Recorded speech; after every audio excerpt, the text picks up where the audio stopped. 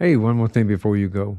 In this episode, the third of four on the Akashic Records, with each giving a unique perspective to reading and applying that knowledge of the betterment of one's life, we're going to explore an understanding of the depth and fluency of spiritual wisdom and the pathways to happiness, fulfillment, and personal evolution. I'm your host, Michael Hirsch. Welcome to One More Thing Before You Go.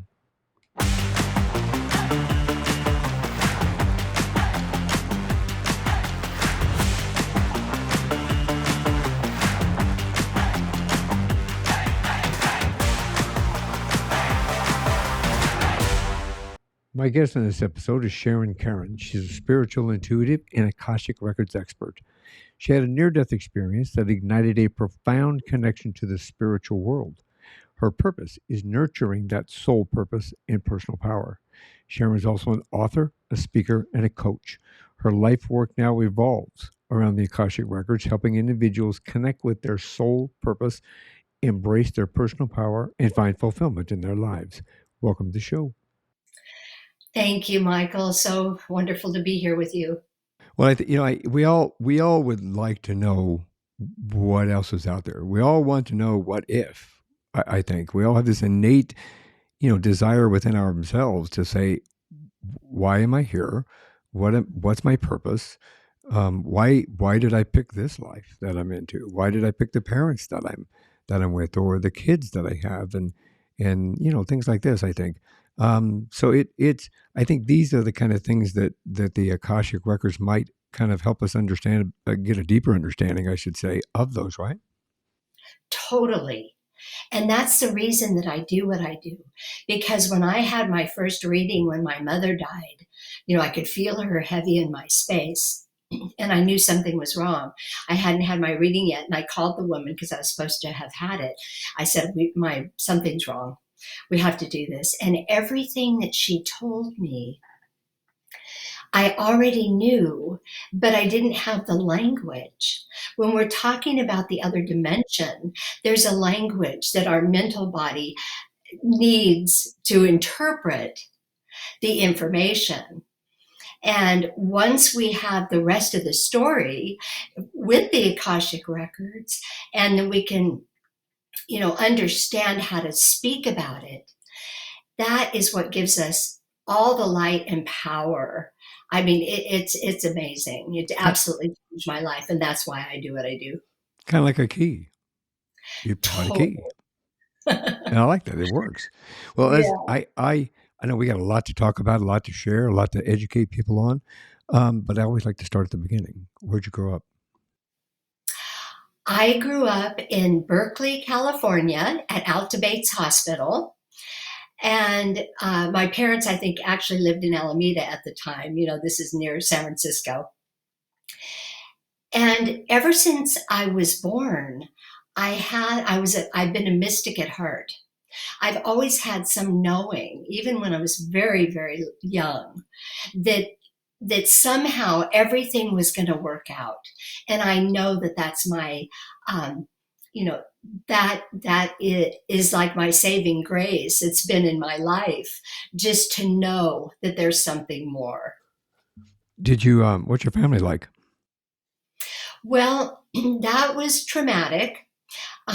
My mother and father fought a lot, yelled and screamed, and it was a very traumatic childhood. I had a younger sister, and I used to hold her in the corner when they would be going off, yelling and screaming at each other. Finally, my dad left when I was 11, and I love my dad. He's a great guy, and just don't be married to him. and, and it was really tough. So the good thing for me was the house was quiet when he left, and I still saw him on weekends. But when we kind of grow up with that trauma, it's very interesting how it plays out in our lives, and I'm just so happy and grateful that I've been able to work with that and get over that. As I've gotten older. Yeah, I think that I grew up with two alcoholic parents, and they split up at a very young age. And I lost my father at a very young age, through death. He died unexpected. Well, not unexpectedly, but to us it was unexpectedly as a kid. But it's one of those things where those environments, I think, form a lot of who we are today. I think that's one reason why I went into law enforcement. I felt that I could make a difference in regard to situations like I had grown up in. But at the same time, it also formed in me the reason to be a better father, a better husband than my parents. No disrespect to my parents because the situation that they were in, and I like you, I had to come to grips with an understanding that there were always it's like that old adage, walk a mile in my shoes. It took me a little bit to understand where they came from and why they acted the way they did. But I think that it helps develop who we are today, like you just said. Did you go to university? No, I not formally. I always took classes. I was always searching for all the information, and I, like I said, I had a knowing, and I had a knowing that I was different. I didn't kind of Right. follow the steps like everybody else did, but it was right for me, and I just would listen to that. Did you what do you want to be when you grow up? I mean, yeah, we all want to be something when we grow up. I always wanted to be a cop, actually, or a writer, or an astronaut, or I had to go through that whole realm of what do I want to be? What do you want to be when you grow up? I from the time I was little, like I said, I took care of everyone. I was even in my name, Sharon Caren. It's like, I share and I care, and it's always been that, which has been lovely. And I've just found different ways to do it. Before I found the Akashic work, I did body work. I always knew that I wanted to uplift others, and I wanted for them what I knew and what I had that made me strong. And then I just kind of followed that path. But I used to love to go to churches. I went to every church because my dad was Jewish and my mom was Lutheran. Never the two shall meet. Yes, it So was I, opposite. so all my little friends and everything when I was growing Uh, up, they all took me to their churches. I've been to every church, synagogue, you name it. I'd been there because I love the rituals. that's I just interesting. It didn't matter what church it was, but the feeling that I had when I was there was connection and love, and yeah. Had you grown up with a religious background from either one of them? I mean, that's a unique combination, Jewish and Lutheran. But Yeah. did your parents provide you an alternative for, I guess, for exploring that? Not at all. No. They were so trying to do whatever they did that Yeah. we were just kind of there hanging out. So everything that I learned, I found, and I loved it. Uh, And that's what really drove me. So that's why I call myself a mystic at heart, because it's always been there, and I've always been open. I've always known that there was the rest of the story, but I've always known that it was more than a church. well, I mentioned earlier in your bio you had a near death experience. Can we talk about that? I Yes. And this was actually my spiritual slap. I had done the best that I could. Like I said, traumatic childhood. When I grew up, I got married to my childhood sweetheart at 19. We were divorced at 24. He went to Vietnam. It was a mess. So we got divorced. The great thing was, well, I cried for 3 years because I loved him. However, I was starting to get over it and, date some new people. I was dating this really nice guy, I thought, and I was in this club that we all used to go to. It was called Cafe Bohemia, and I was there with my friends. And all of a sudden, I looked over at the door, and there was my new boyfriend, and he had this tall redhead hanging off of his arm, and that was just more than I could bear. So what I did was I told my friends, I'm out of here. I walked past him, didn't say a word, got in my car. I was crying so hard, got on the freeway, not a good thing. And I spun out on the freeway over 4 lanes and hit the center divider going the opposite direction. And when I, what happened is I was up above the car looking down at my body. And then I thought, oh my gosh, I'm out of here. And then suddenly I got pulled back into my body. And I started to get out of the car, but I knew if I got out of the car, I would get run over. So I couldn't get out of the car, but the car was stuck on the divider. So I was going back and forth and back and forth. Finally, I got off of that. Now, this is the second U-turn I made across the 4 lanes of freeway to get off. And by the grace of God go I, the angels had to be guiding me because everything was black. But I did make it home into my carport. Of course, I couldn't shut the car off because on impact, the key flew out. These guys came walking by and they said, oh my God, are you okay? And I said, well, my neck hurts a little bit, but I can't shut the car off. So they shut the car off, and I was grateful. And then one of my dear friends that lived in the apartment complex was looking for me. So she actually took me to St. Rose Hospital. So I was in St. Rose Hospital for about 5 hours, and they had me standing on my head, and were doing all the x-rays and all of that. And they sent me home. And they said, well, you're just bruised. You'll be okay in a couple of days. And so the next day on Sunday, friends came over and they, saw my car, and gosh, it was a crazy time. The phone rings and the hospital calls back and they say, you have to come back. I said, I'm not coming back. I was there all night. I'm throwing up. I don't feel good. I'm not coming. And they said, you have to. So my friend that took me the night before said, I'll bring her back. So she brought me back to the hospital. They let me walk in on my own accord, me walking in by myself. They had me on a stretcher so fast with sandbags on both sides of my head. Then they put me in a dark room, and this doctor came in and he said, you have a broken neck. And I laughed. I said, people that break their necks are dead. And he said, well, a lot of times they are, but you're not. I said, I know I'm not. Anyway, there was 6 days of traction before he could wrap me in a fiberglass body cast. Took 50 pounds of weight hanging off my head to try to get the bones back together.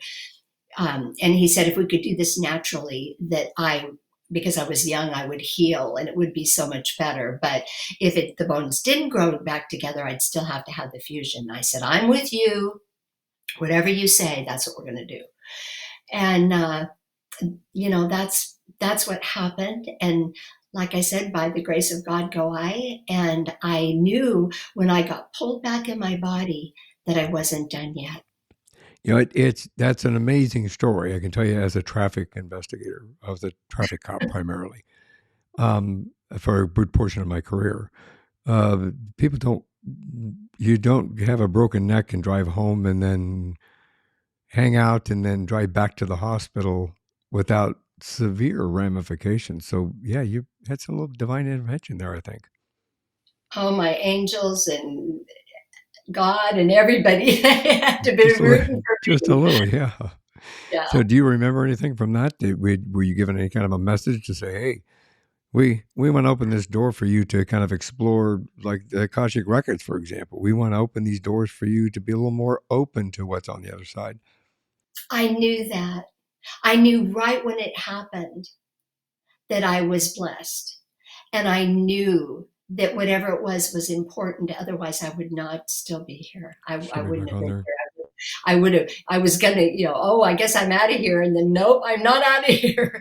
So this is really important. So I have never taken for granted taking a breath or being alive today. Life can change in an instant. I mean, that's one thing that I've learned through my personal life as well as through my professional life. Life can change in an instant, and a lot of us don't understand that. And when it does, sometimes we're ready for it, sometimes we're not. And so you had an opportunity, I think, to reinvent your life in regard to taking your gifts and moving them forward, which I think, if you don't mind, I think maybe we can let's kind of let's educate some people. I know that accessing these Akashic records. Well, first, I mean, I kind of give a description of Akashic in the beginning. You I hope did a that great job, by the way. That was suffices. very, very Thank you, good. thank you, thank you. Yeah. By accessing those records, is it true that we can tap into the true in like divine nature of our souls? Is it? I've got so many things running through my head, and my brain is moving faster than my mouth. But I mean, let's start there. By accessing those records, can we tap into our true and divine like nature of our souls? It allows Ab- us to kind of see who we are. Absolutely. That's the reason it's so valuable. And that's the reason people feel so empowered with the information. And basically, so I don't do any of this. I work the system. The system is the Akashic Record system. It's like the So DMV. yeah, yeah, exactly. And so when we work, see, the system's not going to work my way, it's not going to work your way, but the system works the way of the system. That's what I'm able to give to my clients and to people who want the information. So basically what I tell them is what their soul wants them to know right now. And it's not about me. I'm just the facilitator. So I'm the one that gets to, you know, tell people what they already know deep inside, but they don't have the language to talk about it. Like our spirit guides, like our soul, our soul paths, what we've come here in this lifetime to do. Also, our soul groups, our soul families, because our physical families are not our soul family. As a matter of fact, they're usually really opposite, and not always, but a lot of times very opposite of what we would have picked. What we are um, is divine and blessed. And when we're in the physical, sometimes we forget all the rest of that story, all the rest of that stuff, and we kind of do have to. Not be so focused on past lives and all this other stuff, but the important essence of us coming into this lifetime is to fulfill our greatness from the other dimension, from the Akashic records. So it's very personal. Everything that I talk to my clients about in a reading is what their soul wants them to know right now. And they always say that they know. And that's what I start out saying. I'm not going to tell you anything you didn't already know because it's you. I'm just going to give you the language to talk about it. And that's what I love. And I love seeing their faces light up. I love seeing, the difference that happens in that time. Can I ask you this? I mean, because the way that you had described this, do you say that we all have the opportunity for our own selves to be able to research our Akashic records, sort of like going to the National Archives. You can walk in the National Archives. You can say, "Hey, I want to look up this," and then they'll tell you where to go. Al 3, level 4, and then you go pull those out, and you kind of can start exploring. Uh, can we do that ourselves, or do we have? Do we have to go through somebody like you? Do we have to go to somebody that will guide us? And how? Um, and this question, I guess, how are you given the key on my behalf, for example? Well, because your soul is asking. This is what your soul wants you to know right. So usually people will come to me, maybe they've had a really tough go in life and they know it shouldn't be this hard, or they've, had, like maybe a broken neck like me or something. And we know that there's more, but we don't know what it is. all of this information is in the other dimension. So what I do to open up your records, I would get your name at birth, any names you've used legally since birth, your date of birth, and a picture of you, because I do it remotely. And when I have that information, and then you're coming to me for the reading and clearing, the most important part. Well, it's all important. It's not, one's not more than the other. But the first part is who you are on a soul level, your soul profile information. And the second part is the clearing portion. So people come to me when they're ready to hear the rest of the story, or when they know something's missing and they want to find out what that is. So I tap into your records, and I have it's a system. I have 3 sheets of information, and I sit down and I go through each of the sheets. At the end, I do, and it's all on audio. So at the end, you get my 3 worksheets, and you also get the audio of everything that I'm telling you, because there's a lot of information and people can't remember all that. And I tell them, don't worry about it. You'll get everything that I have, and you'll be able to listen to it anytime that you want, and remind yourself of the powerful light being that you are, that you came in with. It's not something else. Well, can I ask you this? It Mhm. just, again, this is just to help people understand and get a better, education, and hopefully it inspire them to want to be able to do this. I grew up Catholic. I'm not a practicing Catholic, I will say. I'm more of a spiritual individual. I do believe in God. I do believe in the source. I do believe in the universe, and we're all connected. But growing up Catholic, especially as a young child, they teach you it's one and done. There is no reincarnation. There is no another life. There is another. You can't come back and try it again. You can't come back and learn from what you did before. That kind of thing. I have since changed my my outlook on all of those. I believe in reincarnation. I believe in deja vu. I believe in the fact that we come here on several levels to learn.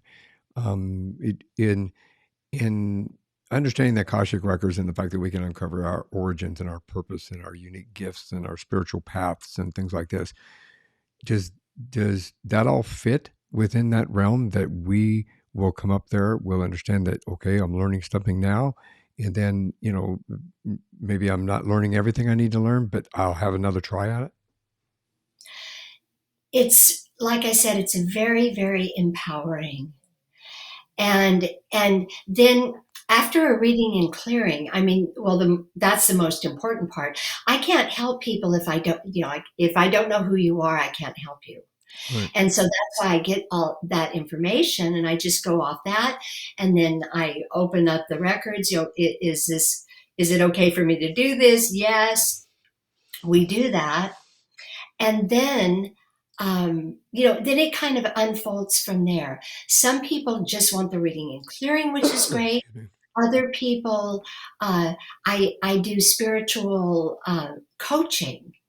I have Embrace Your Soul Masterclass, because it's so much information to Right. take in.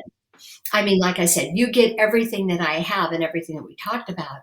But what balances our physical human beingness is our spiritual practice. This is the connection. So we're not, Right. Earth isn't for sissies. Earth is the hard place. We come in to do the hard stuff, as we all know. I want to get a T-shirt that says "Earth isn't for sissies." Yeah, yeah. I uh, put that in my book, that in my, that's breakthrough. funny. Yeah, because it's not. And people would say, why did I sign up for this? This is awful. And it's like, you did. You know We it. all I know that we've all asked that questions as to why did I sign up for this. I mean, everybody that watches this show and the new people coming in here, I'm, as you and I had talked, I'm a retired police sergeant. I was injured in line of duty. I developed, because of that, I developed severe rheumatoid arthritis, and I did. have, I have, I have disabilities because of that. I went through 8 operations. I was supposed to be in a wheelchair for the rest of my life. It's still sitting. It's in the garage collecting dust, by the way. Wow. Um, I've learned to walk again. I walk my oldest daughter down the aisle. I'm going to walk my youngest daughter down the aisle when the time comes.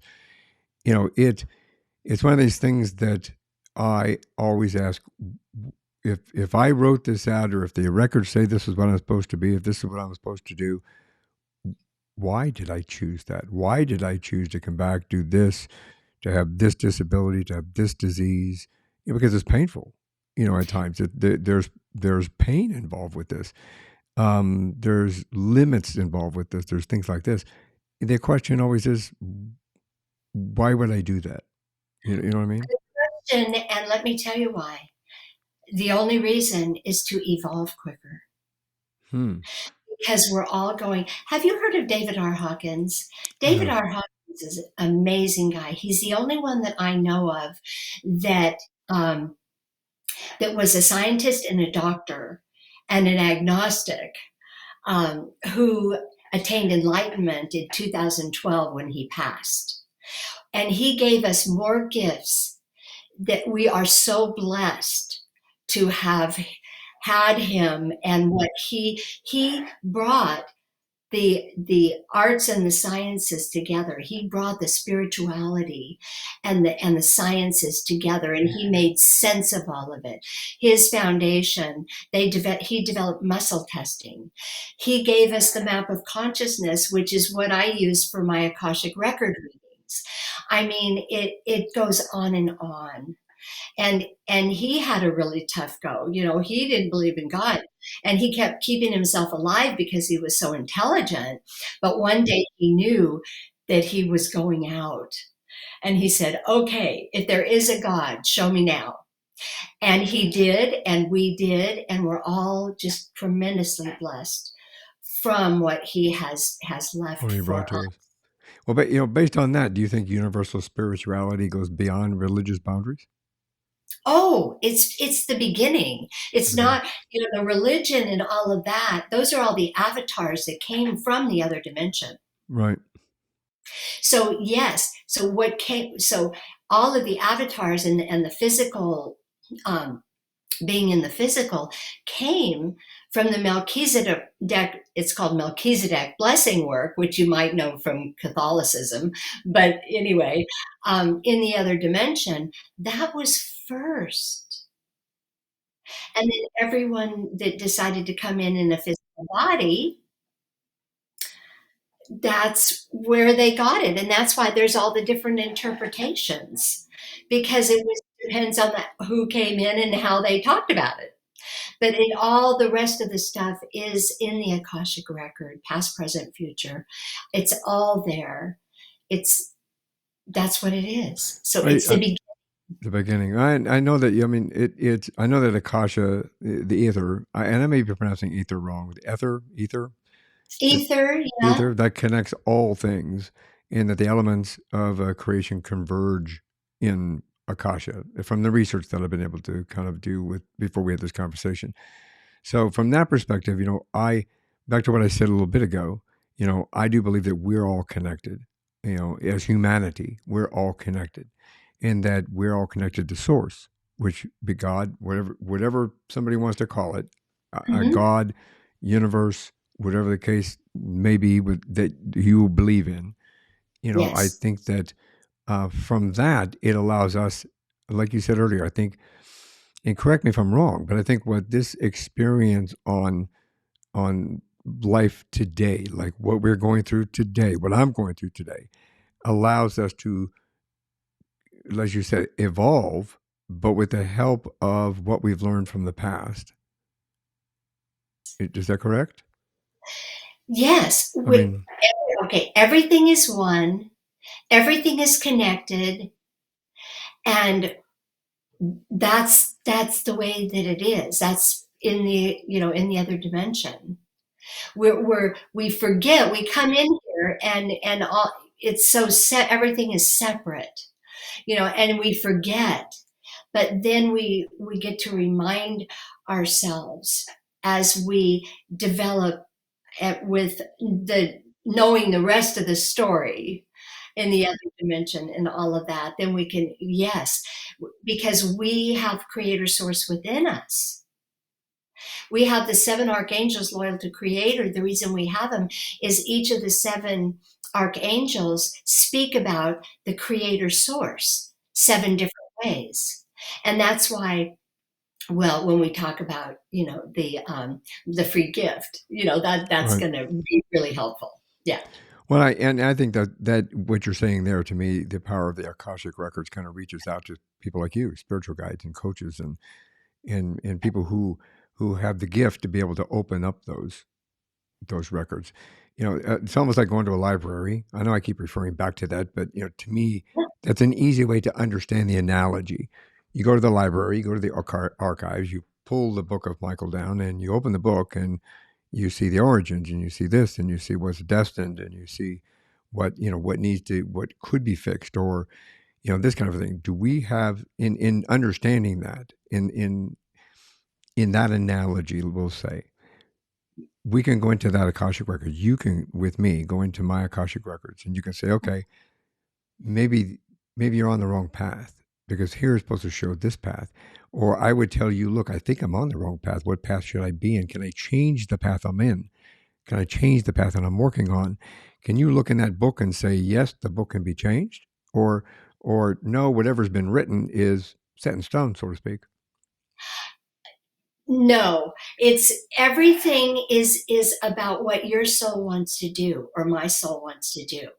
So I mean, there's past, present, and future, but I always say past is history.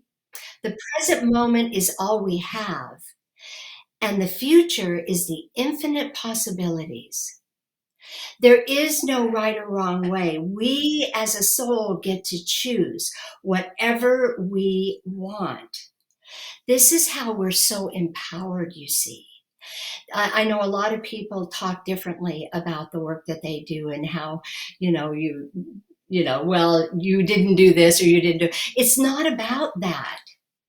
Each one of us gets to choose whatever we would love, and we can change it at any given moment. So when you think about the Akashic Records being the infinite possibilities, that means that all of us can do whatever we want.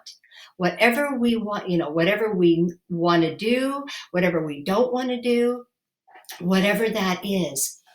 And the Akashic Records, it's like a book. It's actually simultaneously called the Book of Life, and we get to write our book of life, actually.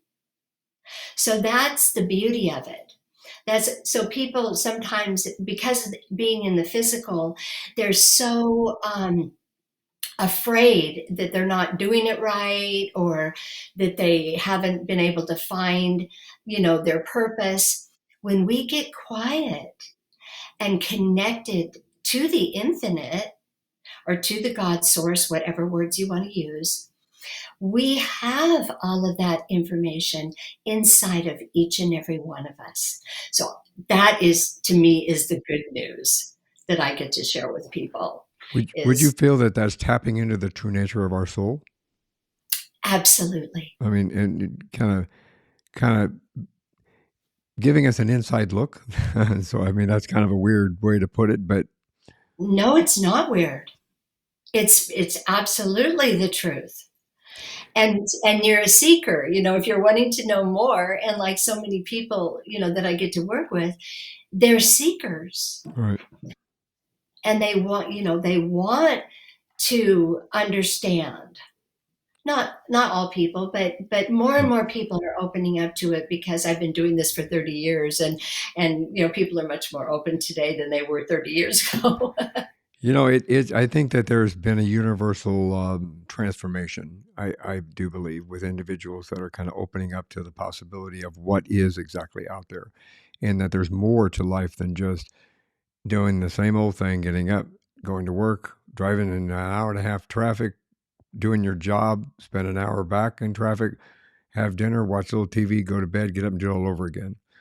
And I think that they're starting to kind of realize that there's more to life than that, and the more possibilities than that. COVID, I don't want to go long into this, but I think COVID is a double-edged sword. It allowed us to reflect upon, everybody's going, oh well, we're not acting normal. We're not doing the normal, the norm. But then when everybody was forced to stay home, my wife, she got to work from home for 2.5 years. In that 2.5 year time period that she got to work from home, the work life balance was so much better than it was with her spending an hour and 20 minutes through traffic that every morning you watch the news in a traffic accident, you're going, I hope she wasn't in that one, kind of a thing. And then spending 8 hours a day toiling, and then another hour and 20 minutes coming home in the same kind of traffic. And then, scarfing down a dinner, watching a TV or show, and then go to bed. We got to get up in the morning. We got to sleep in a little bit. We got to not get up before in the morning. We got to go out on the back patio, have a cup of tea, listen to the birds, look at the trees, smell the fresh air, and then she had a 30-second commute to their desk. And then for dinner, she'd get off at 3:30, 30-second commute home. And then we got to relax a little bit, plan a nice dinner, have a cup of tea, relax. It to me, that, and to her, and just millions of other individuals, they went, I think that's the normal. You know what I mean? You took more time to reflect. We had time to meditate every morning. We meditated before we went to bed. It was fantastic. And then when she went back to work, she got to work from home, still gets to work from home 2 days a week. But the 3 days a week that she does work, it just disrupts everything, all the way around. And we don't get to meditate on those days in the morning. We don't get to, it just is. I think there's been, I ranted on too long there. I think that it gave us an opportunity to really understand that there's more to life than that, and that we just need to open our eyes, our heart, and our soul to understand that we have a more unique purpose of being here. Absolutely. Absolutely. No doubt about it. Well, and you taking somebody through the Akashic Records experience, I'm guessing would help those of us that might be looking for more, or looking for what is my purpose.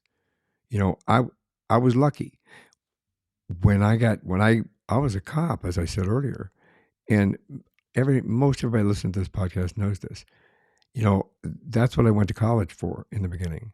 That's what I wanted to be. I was a sergeant. I was going to take the lieutenant's test. I was going to move up the line like my other colleagues. That was my purpose.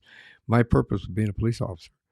When that was abruptly stopped, I was angry and depressed and resentful and spiteful. And, when I sat in a wheelchair for 4 years, my daughter had to push me around. My wife had to carry me to the bathroom. It changes your perspective on life, until I decided I needed to reinvent my life, and maybe that wasn't quite my purpose. I was lucky that those opportunities were presented to me by my daughters, believe it or not, by looking at me saying, I want you to walk me down the aisle, okay, knowing that I could do it, and then coming to me and say, hey, have you ever listened to a podcast? I think you'd be good at it. And I went, let me look into this. And here is an opportunity that we can share experience and wisdom and inspiration and education and motivation to people, that there is more to life out there than what exists. I've talked to people in 59 different countries. I'm heard in as many countries. I never would have done that as a cop. No, You know? no. And you know what? Some people live like 90 years or whatever, and other people live the same year 90 times. That's So what we get to do is know that whatever we want, whatever we would love to have more yeah, of in our lives, that we can create it. Michael, just like you did. I mean, that's a beautiful story because, a lot of people give up. And, that I'm one of those that, never give up. The possibilities are endless. You just don't even know yet. Let's get the rest of the story and we can go from there. that's well, you drove home with a broken neck. You drove back to the hospital with a broken neck, and then here you are talking to me. So, obviously, I think some of us are given this unique opportunity to really understand that there is something more for us here, and that we can continue to do what we're doing. But those that are out there that are seeking that really really want to reach out to, I think that and again, correct me, but I think that the Akashic Records have a transformative potential for somebody to heal and to clear and to to clear past trauma, like you said earlier, and to open your mind and your soul and your body to have a better understanding, to live a more positive life, a more functionable life. And I don't know if that's the right word, more functionable life, but Well, you could call it anything you want well, because you get to choose. yeah. I mean, I think that we all seek to understand what our purpose is. We all want to know what why am I here? I know that I'm here to be a husband. I'm here to be a father. I'm here to be a brother. I'm here to be my parents are dead, so I can't say that was rude to say just dead, but my parents are no longer here In the physical, yeah. in the physical world. So, it's one of those things that I think that we all seek answers. And luckily there's so many people like you that allow the opportunity for someone to understand what some of those answers might be and where they belong or where they should be. The possibilities are endless. And that's the beauty of it when we believe. How do we, as individuals, in general, how can we maybe align ourselves with a higher self and ask for divine guidance? If we don't have the opportunity to come to somebody like you, I think that we still have an opportunity to reach out and touch that guidance a little bit. I think I talk to my guardian angels every day. Um, Exactly. yeah, Exactly. You're already doing it. And how would somebody do that? Can we help others understand how they can reach that point? it is really about our spiritual practice and our spiritual beliefs. So first of all, the belief is I can be, do, and have anything that I want, anything that I would love. So that takes a certain belief. Some people don't believe in that. And if you don't believe in it, then you're not going to have it. Because whatever, we stand guard at the portal of our thoughts and our words. Because whatever we think about, whatever we talk about, we can create because we are the creators. We have the creator source within us, and we can all do our own spiritual practice. It is something that I do in the coaching program, but the spiritual practice is, Michael, just kind of what you said. You said meditation, talking to your angels, deep, breathing deeply in order to quiet our physical body. What we do is we breathe the sacred breath. I call it the breathe, ground, and remember. But we breathe in the sacred breath that expands our heart space, and we send that all the way down our legs and into the bottom of our feet. We connect with Gaia, the Mother Earth. We're safe. We are safe. So we're not going to float away.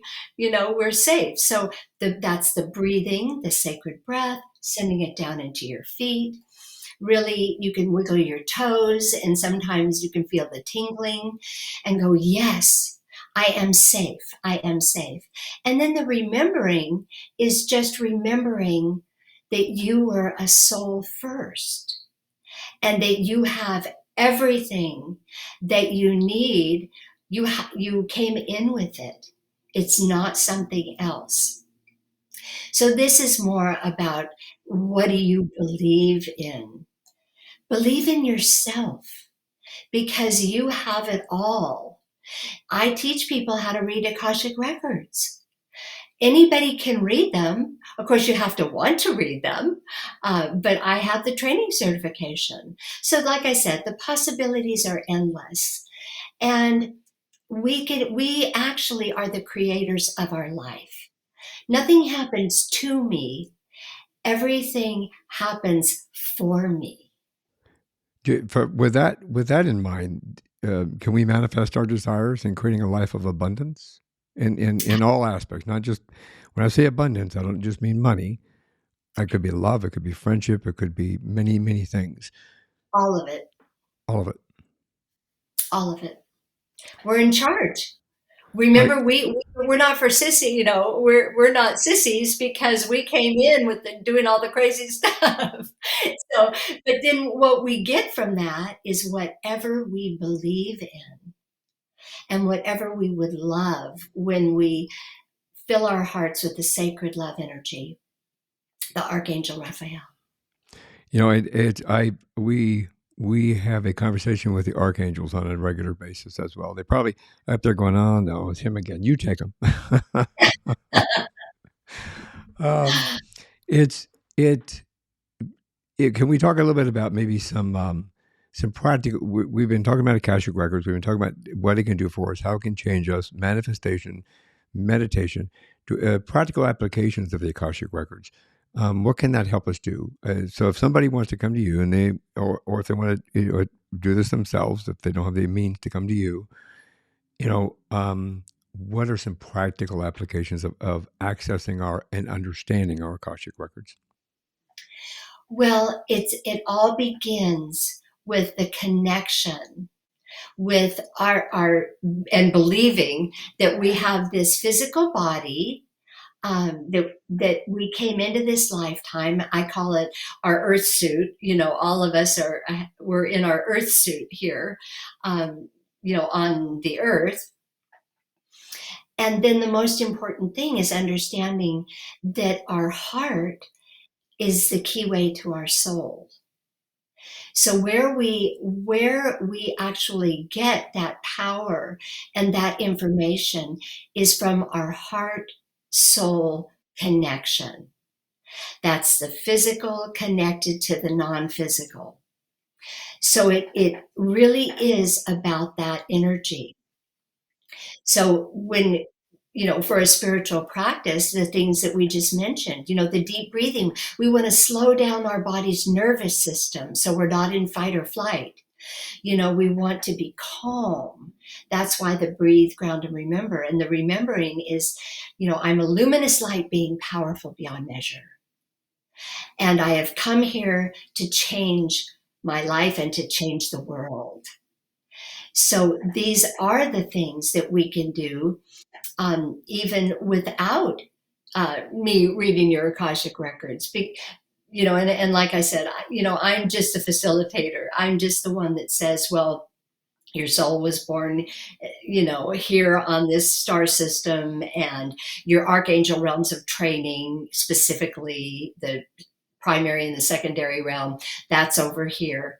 That gives you some substance, but it doesn't mean that you can't do all of the other things anyway, as long as your belief is solid and connected to your soul. Do you think it can help us make informed decisions, like in our career, our relationships, health, those kind of things, or change? I won't say our karmic patterns, but change our patterns basically from bad patterns to, I guess, bad habits, to good habits and things like that. Do you think it would allow us the opportunity for that? Absolutely, because the our patterns, well, okay, so we have four bodies. We have the spirit body, we have the physical body, we have the emotional body, and we have the mental body. So we all have all of those. So the spirit body's first when we come in and into a baby being, and we then are, uh, we're in a physical body. Then when we come out of the chute, um, that is, our physical body at work. Then so we've got the spiritual and the physical. The emotional body is so important because it's a barometer. It tells us, Is my energy up here? What would I love? What would I love? What would I love? Or is my energy down here in the low to no energy coming into our body? That's when I mentioned, the map of consciousness, or David R. Hawkins, and what an amazing man he was. When you look at the map of consciousness, you'll see at 200 or above, that's where the energy is going to manifest and come in and keep our physical body alive. And so our barometer is our emotional body. Pay attention. Notice what you're noticing.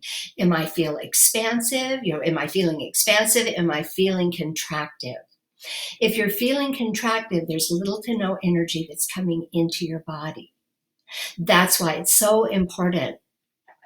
Then the fourth body, I always say, kind of the ego body, is the mental body. And we don't want the mental body in the driver's seat.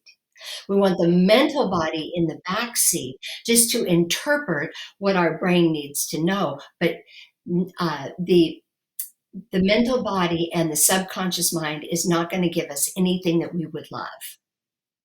It's only here to keep our physical body alive.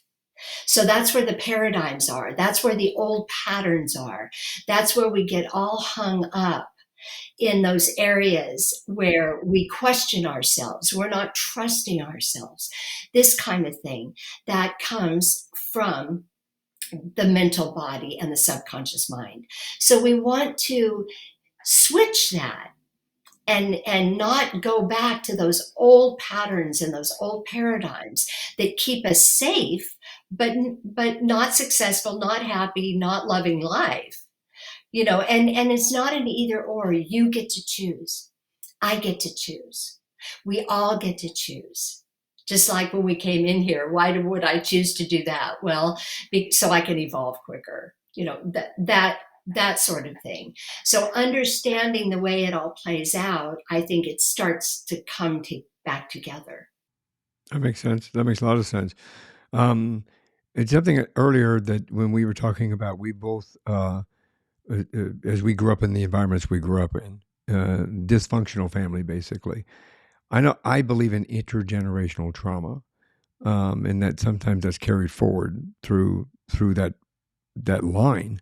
Do you think can Akashic Records help us connect with our ancestors and our past lives to help maybe clear some of that intergenerational trauma? The answer is yes. And so in the work that I do, some people do nothing but past life work, which is fine. The thing is I don't want to miss all these other parts, because the other parts is what's going to, keep us alive longer and give us all the possibilities. But when someone comes to me with something that's going on with them, a lot of times it requires going to a past life. So their soul gets to tell me. And then what we do is we get that information. But I don't want people thinking, oh, I was I was a million different things in past lives and it doesn't make any difference. But when it makes all the difference, yes, we go into it, we clear it out, and that usually, that's part of the reading that comes up. And I think from that perspective, I think that I held. This is only my personal thing. For the longest time, I held I guess, resentment and anger for certain aspects of my childhood and my past. I've since worked through it, but I mean, you get somebody like for the longest time, I was angry that my father was taken from me at a very, very early age, and then I understood the dynamics that between my mother contributing to that. So then, of course, that made me angry and resentful towards my mother, et cetera, et cetera, et cetera. So that I know I carried with me for years. And some of it was unbeknownst to me. Some of it was outright. You know what I mean? And I think that it contributed, I guess, again, both positively and negatively to who I am today. And it allowed me to have a better understanding of that.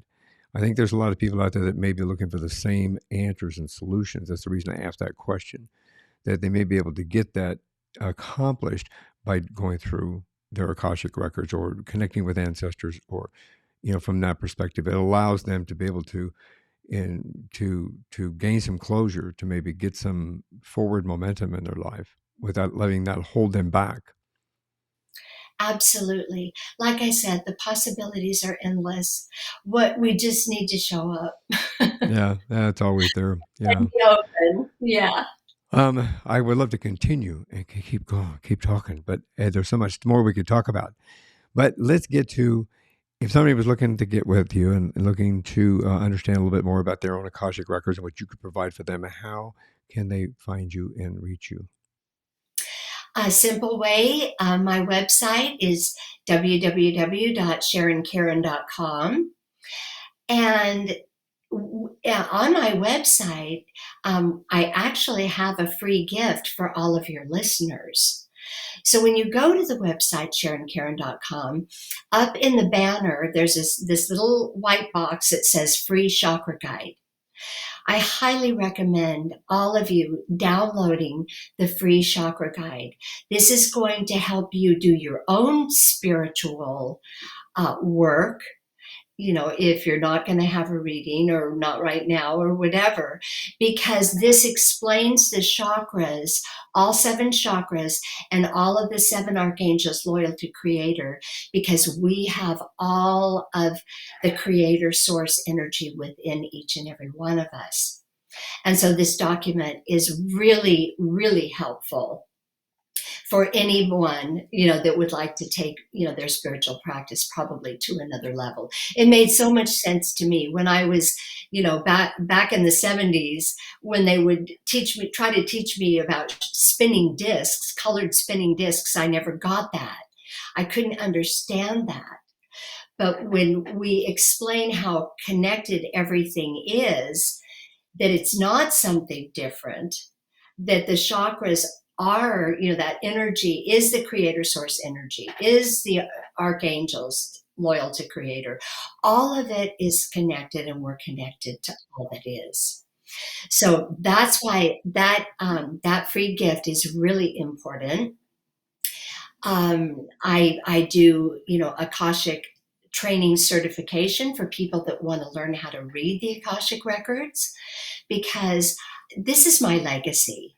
And so the more people that I can train in the way that I've learned it, that's absolutely life changing, the more I feel like, I'm leaving my legacy. I don't want it to, when it's time for me to go out of this body, I don't want to take all of this with me. I want to leave it for the next generations, so that all of you can take this to the next level, because that's what is required.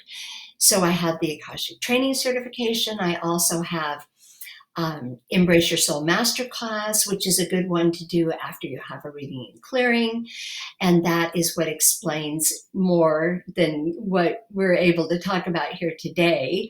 That is a 12-week program that is in a group. I also have the deep dive into your Akashic records, and that is a personal coaching program. And yeah, I want to meet people where they are. I want to hear what it is, that's going to help you, or what you're looking for. And usually I have something a way to fill it. That'd be fantastic. And I'll make sure that the link is in the show notes for everybody so they can just click on that and go. And for those of you that are here now, it's Sharon Caren.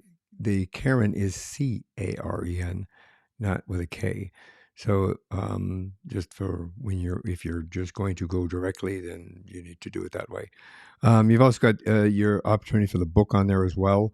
We didn't get a chance to talk about the book, but there is information will be in the show notes in regard to that. Like I could talk for another hour or two, but I know that we both have to go, and um, Yeah. This is one more thing before we go. Let me try that again. This is one more thing before we go. So, do you have any words of wisdom before we go? Love yourself. Trust yourself. When you have it inside of you, Just breathe, ground, and remember. Remember how powerful you are. When you breathe into that, you have all the answers. Trust that. Fantastic words of wisdom. I think that we all should take those to heart and practice them.